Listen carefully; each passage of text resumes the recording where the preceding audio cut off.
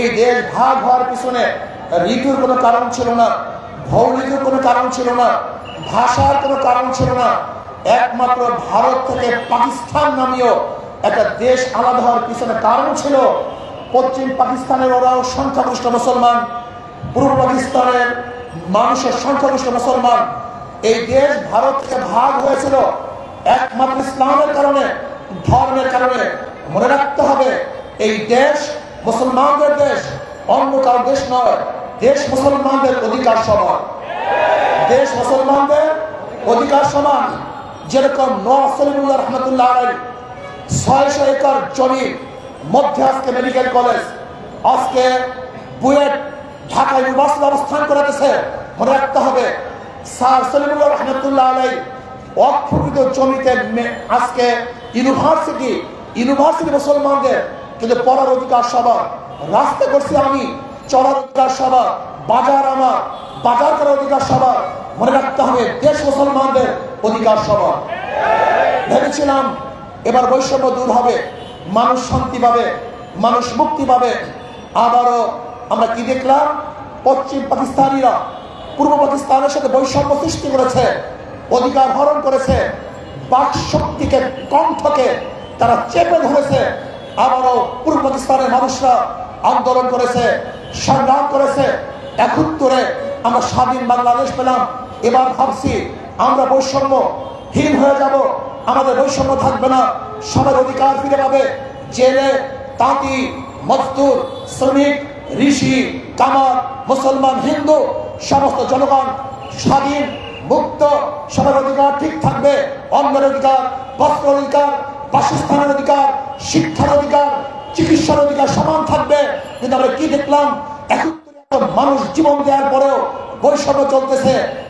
আজকেও তাদের অধিকার জন্য আন্দোলন করে, আজকেও 53 বছর বছর পরেও আজকে আমার শ্রমিকরা তাদের অধিকার আদায়ের জন্য জীবন উৎসর্গ করে।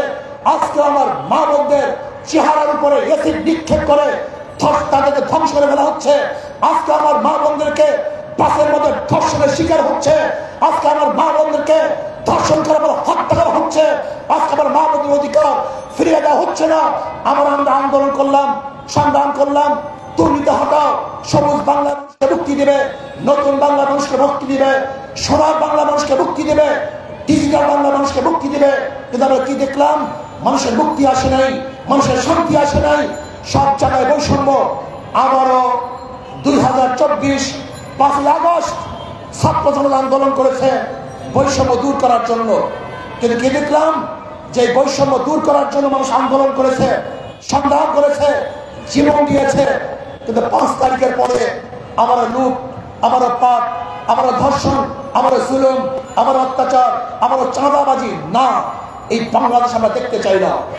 আমরা এমন এক বাংলাদেশ দেখতে চাই যে বাংলাদেশের মধ্যে কামার অধিকার থাকবে, ঋষির অধিকার থাকবে, চামারের অধিকার থাকবে, যেখানে ক্ষুধার্ত মানুষ থাকবে না, যেখানে মিসকিনরা ক্ষুধার কারণে কাঁদবে না, যেখানে এক মুঠা খাদ্যের জন্য কাশ্মীরে কাক কুকুরের সাথে বাংলাদেশের মানুষ লড়াই করবে না, যেখানে মুক্ত বাতাসের মধ্যে সমস্ত মানুষ ঘুরবে, খোলা আকাশের নিচে বাংলাদেশে একটা নাগরিক ঘুরাবে না, চিকিৎসার অভাবে একটা মানুষ মারা যেতে পারবে না, কোন বাংলাদেশের মানুষ অশিক্ষিত থাকতে পারবে না, আমাদের মা বোনের ইচ্ছাখানি হবে না, প্রত্যেকটা মানুষ তাদের অধিকার নিয়ে বাঁচতে পারবে। এরকম বাংলাদেশ উপহার দিতে চাই, এরকম বাংলাদেশ আমরা থাকতে চাই। ভাই আমার হচ্ছে না কেন? কারণটা কি? সবাই তো বলে সংগ্রাম চাই, আজাদ চাই, মুক্তি চাই, কেন হচ্ছে না কেন? কিয়ামতের আগ পর্যন্ত হবে না।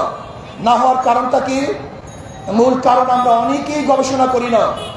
মাদার গাছ লাগিয়ে আমের আশা করা যায় না, চোরের মাধ্যমে চোর মুক্তি করা যায় না, ধর্ষকের মাধ্যমে ধর্ষণ বন্ধ করা যায় না, জালেমের মাধ্যমে জুলুম বন্ধ করা যায় না, ডাকাতের মাধ্যমে ডাকাতি বন্ধ করা যায় না, খুনির মাধ্যমে খুন বন্ধ করা যায় না, দুর্নীতিবাজদের মাধ্যমে দুর্নীতি বন্ধ করা যায় না। এর জন্য প্রয়োজন শুধু নেতা নয়, নীতির পরিবর্তন চাই।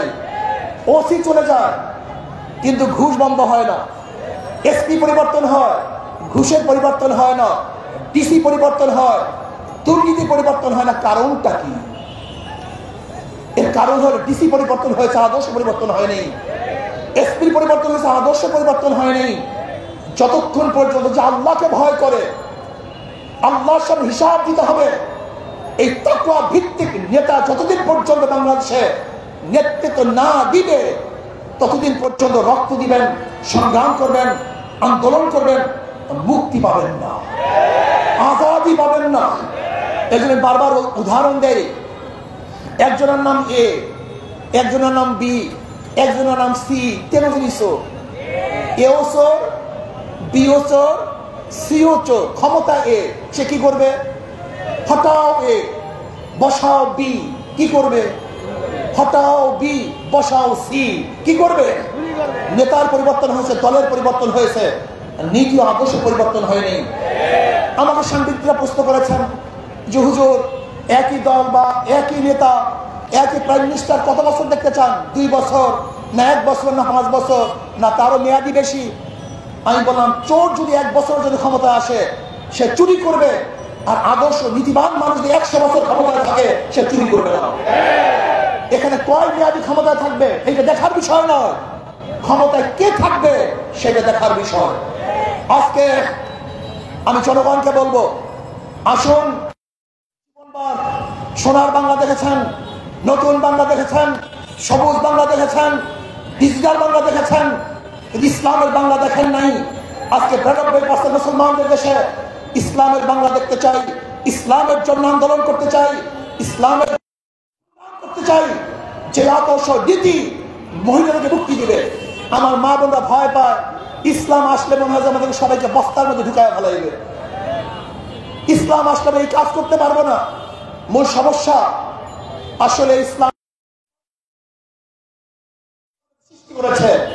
আমাকে অনেক গাঁজাখোর বলে, শুধু ইসলাম আসলে আমার গাঁজার অবস্থাটা কি হবে, আমি গাঁজা সেবন করবো কিভাবে? আমি বললাম, কোনো সমস্যা নাই, কোনো সমস্যায় তুমি এমনিতেই গাঁজা খাবা না। তাহলে কি বলেন আপনি? বলে দেখো, মসজিদে গিয়ে তুমি গাঁজা সেবন করতে পারবা? না হুজুর, মসজিদে গিয়ে তো গাঁজা সেবন করতে পারবো না। আমি বলি কেন? তো সেখানে তো গাঁজার পরিবেশ নেই। আমি বললাম, ঠিক ইসলাম ক্ষমতা আসলে গোটা বাংলাদেশকে এমন এক পরিবেশ সৃষ্টি করা হবে যেখানে গাঁজা করে গাঁজা খাবে না, মদ পান করবে না, ধর্ষণ বন্ধ করে দিবে, ডাকাতি বন্ধ করে দিবে, দুর্নীতিবাজ সাহস পাবে না। এবার বাংলাদেশ করতে পারি তাহলে মানুষ মুক্তি পাবে, শান্তি পাবে, প্রত্যেকটা মানুষের অধিকার ফিরে পাবে। এই জন্য আসুন, সোশ্যালিজমের মধ্যে মানুষের মুক্তি নাই, ক্যাপিটালিজমের মধ্যে মানুষের মুক্তি নাই, সেকুলারের মধ্যে মানুষের মুক্তি নাই, সোশ্যালিজমের মধ্যে মানুষের মুক্তি নাই, ডেমোক্রেসির মধ্যে মানুষের মুক্তি নাই। একমাত্র মানুষের মুক্তি ইসলাম। ইসলামই একমাত্র মানুষকে মুক্তি দিতে পারে। Socrates, Plato, Aristotle, Montesquieu, Rousseau আর কার্ল মার্কস মৌসুমীর আদর্শ মানুষকে মুক্তি দিতে পারে না। একমাত্র জনাব মুহাম্মদ রাসূলুল্লাহ সাল্লাল্লাহু আলাইহি ওয়াসাল্লাম আদর্শ বাস্তবায়নের আগে মানুষ শান্তি পাবে না, মুক্তি পাবে না। তো আসুন, আগামী দেশ ইসলামের পক্ষের দেশ, আগামী শাসন হবে ইসলামী শাসন, যে শাসনের মধ্যে শুধু মানুষ নয় গোটা মাখলুকাত শান্তি পাবে। আল্লাহ আমাকে এবং আমাদের সবাইকে ইসলাম অনুযায়ী দেশ গড়ার, নিজেকে গড়ার তৌফিক দান করেন। আল্লাহুম্মা আমিন।